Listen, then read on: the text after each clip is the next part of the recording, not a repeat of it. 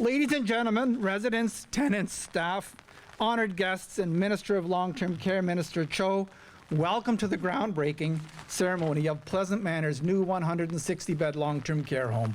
My name is Tim. Woo! Quarter century in the making. My name is Tim Siemens. I'm the Chief Executive Officer of Radiant Care, representing Pleasant Manor Retirement Village here in Virgil, and the Mennonite Brethren Senior Citizens Home, also known as Tabor Manor in St. Catharines. It's an absolute pleasure to be here today to welcome each of you to this very special event and milestone in Pleasant Manor's 46-year history of service and support to senior citizens in the community of Niagara-on-the-Lake. My dad actually moved to this country about 50 years ago. He came first. A couple years, he got settled in, learned a bit of the language, made a little money, and then he flew back to South Korea, where they came from, and he wanted to find a wife. And if you see my parents, you'll notice right away that my mom is much prettier than my dad should be with, right? I hope that's not live, I don't want to make too much fun of him. But, the reality is she's very pretty. And I think, this is, you can ask her, this is a true story. She said the reason she said yes to my dad, not her many suitors, was because he was the only one that said he could show her Niagara Falls. I literally owe my life to the Niagara region. Look, I speak about my parents, and I'm 6.5 weeks on the job.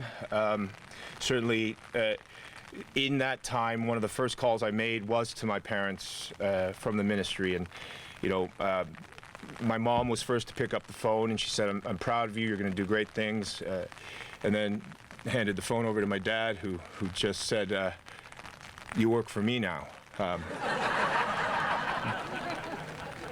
And, I laughed about it too, but then, I said, first of all, you work for Mom, and he agreed, but he's not wrong.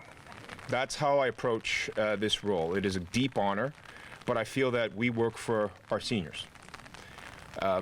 In our culture, and I think it is important to say that you should take care of those who took care of you, right?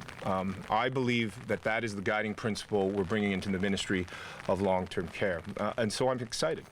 Yes, there's $10 billion towards a capital plan to build 58,000 new beds. Yes, there's $4.9 billion to establish a nation-leading 4 hours of daily care, to train new PSWs, 27,000 of them, to retain nurses within the sector, and to allow for skills to scale up. But sometimes we get lost in the talk of those investments and numbers and things like that, and I don't want to do that. And so my message here today is to say, with our partners who are present today, my goal at the ministry is to make sure that while we build new beds and while we make sure the human health resources are there to create homes, and I'm trying to get away from saying the word beds.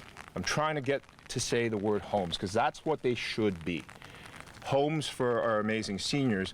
We must not lose sight of quality of life. We must not lose sight of what the seniors are asking for. And I had just a minute to chat to a few of our wonderful residents.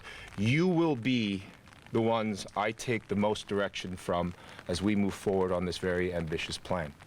I'll give you an example of something that goes outside of just building capacity in human health resources. Just last week, with some of the people present today, we were at a home in Toronto to announce a new diagnostics investment.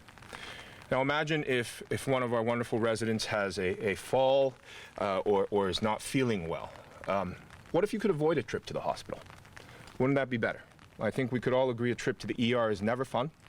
A trip to the hospital, if avoidable, well, let's avoid it. And that's what we announced last week, is bringing diagnostic tools for a fracture or for minor ailments to the actual residents. Right care in the right place.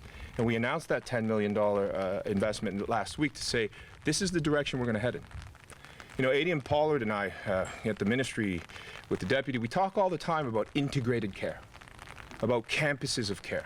And sometimes we get lost in the definitions of what those words mean, but essentially it means better outcomes for our residents. Let's make care make sense. Let's bring care to the homes. Let's not bring residents to the care that they so desperately need. The redevelopment of homes is very important. the minister would be aware we have a large number of seniors here in Niagara, more than in many other areas. And the needs are there at a certain time in life to have homes of this kind available with an outstanding staff, with a dedicated board, and my former student, Tim Siemens, in his capacity, I take credit for him. When I have students, if they don't do well, I don't mention them, but Tim was such an excellent student that I have to pay tribute to him. And you can tell by looking at both of us, that was just a few years ago. So happy to be here as I have on other occasions when announcements are being made, when a redevelopment is taking place. Lastly, I just talked about the importance, I think, of these homes and being able to live in our town and remain where you are. There's no doubt that Niagara-on-the-Lake has one of the largest segments of an aging population or aging demographic in the province of Ontario. So, Minister, we look forward to seeing you here more. Niagara-on-the-Lake is a municipality or a council. We want to encourage more housing opportunities for our residents to remain and age in place. And so that'll be on my high list. I know it's on council's. So I really appreciate the opportunity to be here today. I'm very excited for this project and looking forward to how we can help Radiant Care get this done.